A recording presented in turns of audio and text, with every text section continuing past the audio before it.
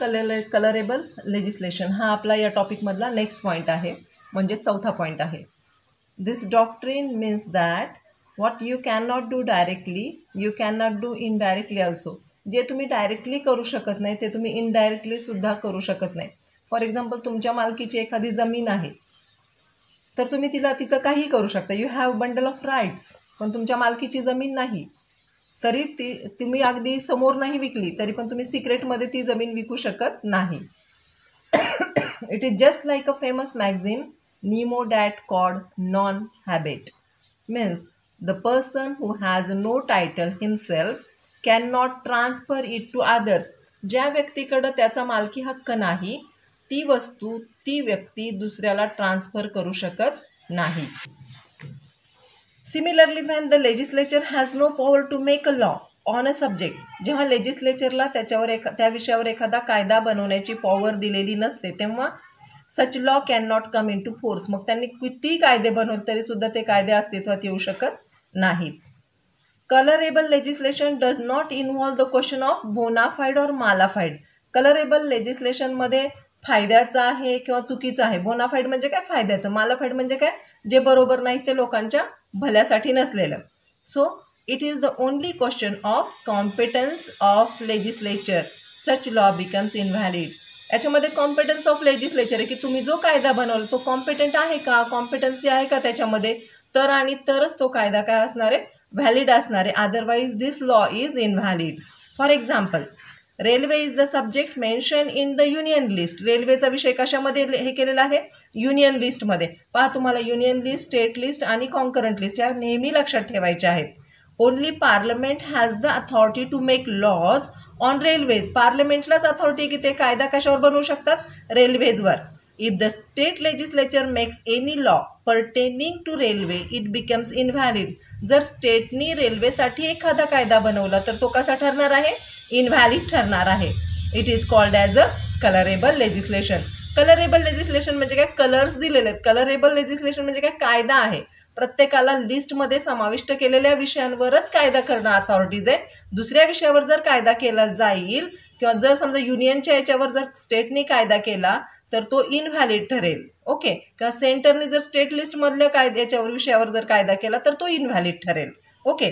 Banking is the subject mention in the union list. Banking हा subject कुठं mention केलेला आहे? युनियन लिस्टमध्ये, लिस्ट 1 मध्ये. No state legislature is authorise to make any law regarding the banking. कुठल्याही स्टेटला banking विषयी कायदे करण्याची अथॉरिटी नाही. मग बँकिंग विषयी कायदे कोण करणार? फक्त युनियन किंवा सेंटर करणार आहे. Only parliament can make any law on this subject. फक्त पार्लमेंट या विषयावर कायदा बनवू शकतं. If any state legislature makes any law on the subject of banking. एखाद्या स्टेटनी बँकिंगवर जर कायदा बनवला तर it means it exceeds its power and it has become colourable legislation. Okay. Therefore it is invalid. स्टेटने जर बँकिंगच्या विषयावर जर कायदा केला तर तो कसा ठरणार आहे? इनव्हॅलिड ठरणार आहे. In Narayan Dev versus state of Orissa 1953ची केस आहे. AR 1953 सुप्रीम कोर्टाची केस आहे. याच्यामध्ये फॅक्ट्स दिलेले आहेत. The state government of Orissa had passed and act the Orissa estate abolition act. कधी? 1952 मध्ये त्यांनी तो कायदा पास केला. Okay. The Orissa estate abolition act in which it impose a tax on agricultural income. त्याच्यामध्ये ॲग्रिकल्चरल इन्कमवर त्यांनी टॅक्सेस बसवले होते. The real object of the tax was to lower the valuation of estate. आणि काय होतं? The real काय होतं त्याच्यामध्ये? द रिअल फॅक्ट काय होती? ऑब्जेक्ट काय होता? व्हॅल्युएशन ऑफ इस्टेटची किंमत कमी करायची. इस्टेटची किंमत कमी करायची. मालमत्तेचा किंमत काय करायची होती? कमी करायची होती. And to make the compensation to the rights very less. The validity of said act was raised by the petitioner. आणि पिटिशनरनी कोर्टामध्ये दावा दाखल केला आणि त्यांनी काय रेज केलं? तर हा जो कायदा आहे हा इनव्हॅलिड आहे असा त्यांनी दावा केला. The state government had no authority to impose tax on agricultural income. त्याने सांगितलं की ॲग्रिकल्चरल इन्कम म्हणजे जमिनीविषयी कायदे करण्याची अथॉरिटी स्टेटला नाही. Imposing tax upon agricultural income is within the competency of the parliament and was in the list 1 that is union list. Therefore, the Act of 1st of 1952 was a clear example of colorable legislation. Okay, त्यांनी सांगितलं की हा invalid कायदा आहे. मग judgement काय दिलं? The supreme court admitted the contention of the petitioner and cost the act of 1st of 1952. 1952चा जो the Orissa state abolition act आहे तो कायदा रद्द करण्यात आला. कारण ॲग्रिकल्चरवर टॅक्स बसवण्याचा हक्क फक्त कुणाला होता? लॉ बनवण्याचा, कायदा बनवण्याचे पॉवर कुणाला होती? पार्लमेंटला होती. त्यामुळे स्टेट त्याच्यामध्ये इंटरफिअर करू शकत नाही. त्याच्यानंतर 5वा पॉईंट आहे repugnancy between union and the state law. Repugnancy म्हणजे वादविवाद, कॉन्फ्लिक्ट, डिस्प्यूट, क्लॅशेस.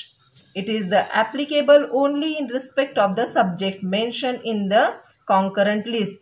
वाद कशामुळे निर्माण होतील? युनियन लिस्टचे सब्जेक्ट युनियनकडे असणारे, स्टेटचे सब्जेक्ट स्टेटकडे असणारे. पण जी कॉन्करंट लिस्ट आहे तिथे दोघीही कसे आहेत? दोघांनाही तिथे अथॉरिटी दिलेत आणि त्यामुळं त्याच्यावरून वादविवाद निर्माण होतात. The doctrine of repugnancy is stated in article 254 sub clause 2.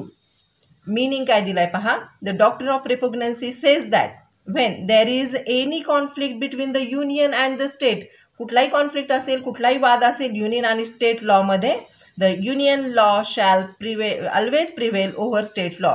तर अशा वेळेस सेंटरचा जो कायदा बनवला आहे, पार्लमेंटने जो कायदा बनवलेला आहे तो प्रिव्हेल करतो, म्हणजे वरचढ ठरतो स्टेट लॉ पेक्षा. Therefore article 254 sub clause 1 gives more importance to the union law than the state law. Article 254 हा युनियन लॉला जास्त किंमत करतो, कशापेक्षा? स्टेट लॉपेक्षा. याच्यावर केस दिलेली आहे, Raghubir versus state of Haryana, AIR 1981ची केस आहे, सुप्रीम कोर्टाची केस आहे. फॅक्ट दिलाय, the petitioner age 16 year. Petitioner म्हणजे कोण? जो दावा दाखल करतो तो किती वर्षाचा होता? 16 वर्षांचा. Was convicted for the offence of murder. आणि त्याला कन्व्हिक्शन झालं होतं कशासाठी? मर्डरच्या गुन्ह्यासाठी. Under section 302 of IPC. IPCच्या 302 section खाली त्याला मर्डर खाली कन्व्हिक्शन झालं होतं, म्हणजे शिक्षा झाली होती. And under the procedural law that is CRPC 1973. तो विषय तुम्हाला पुढे शिकायला येणारच आहे. The petitioner contended that he was age only 16 years. पिटिशनर बोलला की तो फक्त किती वर्षांचा आहे? 16 वर्षांचा आहे. And there was a separate act for the children in Haryana. आणि हरियाणामध्ये मुलांसाठी, लहान मुलांसाठी वेगळा कायदा होता, known as the Haryana children act 1974, according to which he should have been prosecuted. त्याला शिक्षा झाली पाहिजेच होती. The counsel of the accused argued that the Haryana children act 1974 was a local act. हा कसा आहे? लोकल कायदा आहे. And all the local acts have been saved by the section 5 of the CRPC 1973. Criminal Procedure Code 1973 is placed in the concurrent list. Wide entry number 2. याच्यामध्ये हा कायदा आहे लिहिलेला आहे. The prosecution contended that there was a repugnancy between the Haryana Children Act 1974 and the CRPC. As the CRPC is the central act, it should be given priority over the state legislation when the repugnancy arose. पहा, CRPC हा कायदा हा central act आहे, सेंटरचा कायदा आहे. आणि Haryana children's act हा कुणाचा होता? फक्त हरियाणा प्रदेशापुरता मर्यादित होता. त्यामुळे जेव्हा या केस कुठला कायदा मानायचा असा जेव्हा विचार येईल तेव्हा ऑफकोर्स कुठला कायदा मानला जाईल? CRPC 1973चा हा कसा मानला जाईल. आणि 74चा जो कायदा आहे हरियाणा चिल्ड्रन ॲक्ट तो काय होईल? आपोआपच इनव्हॅलिड ठरेल. सुप्रीम कोर्टाने काय जजमेंट दिलं वरच्या केसमध्ये पहा. The Supreme Court held that CRPC itself saved a local laws. CRPC स्वतः सेव्ह करते लोकल लॉजला. And there is no question of repugnancy. इथं वादविवादाचा संबंधच येत नाहीये. And therefore the Haryana children act 1974 only should prevail and the prosecution should be carried on the Haryana act only. CRPC स्वतः save करते. जे छोटे छोटे लोकल ॲक्ट आहे त्यांना अंडर सेक्शन 5 खाली सगळे लोकल ॲक्ट ती सांभाळते. CRPC खाली ते येत आहेत. So the Supreme Court order for a new trial under Haryana Children Act. आणि या केसमध्ये हरियाणा चिल्ड्रन ॲक्ट खाली न्यू ट्रायल घ्या असं सुप्रीम कोर्टाने सांगितलं. ओके, एक्सेप्शन्स काय आहेत पाहायला. The general rule of repugnancy has stated in article 254. आता आपण पाहिलेलं आहे sub clause 1. In subject to an exception given in article 254 subclause 2. एक मध्ये एक सेक्शन दिलेलं आहे, 2 मध्ये त्याचे एक्सेप्शन्स दिलेले आहेत. It says that in case of repugnancy between over the union law, if the president of India has given assent to state law. पहा, युनियन ऑफ इंडियाच्या याच्यामध्ये union law, if the president of India has given assent to state law, प्रेसिडेंटनी जर assent दिली, परवानगी दिली state law, तर तो प्रिव्हेल केला जाऊ शकेल. Kaiser Hind private limited versus national textile corporation ही केस आहे 2002 ची. In this case the supreme court let down the following conditions for applying article 254 subclause 2. पहा, ही जी केस आहे Kaiser Hind private limited versus national textile corporation 2002 ची केस आहे. या केसमध्ये काय सांगितलेले पहा, the following conditions for applying article 254 subclause 2. Exceptions कधी अप्लाय केले जातील? The conditions are as follows. There must be union law in existence. खरं तर युनियन लॉ एक्झिस्टन्समध्ये असायला पाहिजे, तेव्हा वरच्या कंडिशन्स अप्लाय केल्या जातील. After the union law the state law must have been passed on the same subject in the concurrent list. Concurrent लिस्टमध्ये त्याच विषयावर दोघांनी कायदा केलेला असायला पाहिजे. The state law must have received the assent of president of India. आणि state लॉला प्रेसिडेंटची परवानगी असेल तर, आणि तरच स्टेट लॉ हा ॲप्लिकेबल होतो. Okay, if this conditions are fulfilled the state law shall prevail over the union law. Union लॉच्या वर जर स्टेट लॉला प्रेसिडेंटनी परमिशन दिली असेल तर तो कायदा अस्तित्वात वापरला जातो. जसं आपण आता पाहिलं की हरियाणा चिल्ड्रन्स ॲक्ट हा CRPC पण ॲप्लिकेबल आहे, पण CRPC हा सेंट्रल ॲक्ट असून सुद्धा हरियाणा चिल्ड्रन्स ॲक्ट हा वापरात आणायची सुप्रीम कोर्टाने अथॉरिटी दिली. Then residuary power of legislation. Residuary power म्हणजे काय पहा, युनियन लिस्टमध्ये काही विषय आहेत, स्टेट लिस्टमध्ये काही विषय आहेत, कॉन्करंट लिस्टमध्ये पण काही विषय आहेत. पण एवढेच विषय आहेत का देश चालवताना? तर नाही, काही नवीन नवीन विषय निर्माण होतात. रेसिड्युअरी पॉवर्स म्हणजे काय, जे उरलेलं सुरलेलं जे काही आहे त्या सगळ्या अथॉरिटीज सेंटरकडे दिलेल्या आहेत. For example, the 7th schedule of constitution contains 3 lists, that is the list 1 union list, list 2 state list, and list 3 that is concurrent list. A number of legislation are given in these 3 lists.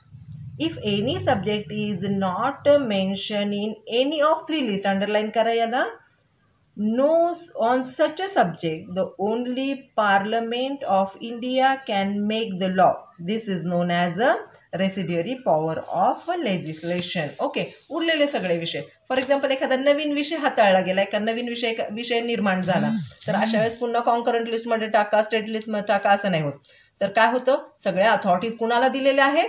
पार्लमेंटला दिले आहेत, की parliament याच्यावर कायदे बनवू शकतं. For example, black magic ॲक्टवर आपण पाहिलेलंच आहे. For example, the parliament of India under the residuary power has enacted the Goa, Daman and Diu opinion poll act 1964. Case आहे Naga people movement of human rights versus union of India 1998 ची 1998 ची case आहे. In this case supreme court held that arm force, that is special power act 1995 is a constitutionally valid. हा जो arm force आहे, special power act आहे 1995चा, हा valid आहे. कारण की because it has been enacted by the parliament of India in the exercise of residuary power under article 248 of the constitution. याला कुणी तयार केलेलं आहे? पार्लमेंटनी तयार केलं आहे. आणि पार्लमेंटनी तयार केलेला असल्यामुळे हा कायदा कसा आहे? व्हॅलिड आहे, कारण हा रेसिड्युअरी पॉवर खाली पार्लमेंटच्या अथॉरिटी खाली येतो. आता कन्क्लुजन पाहूया.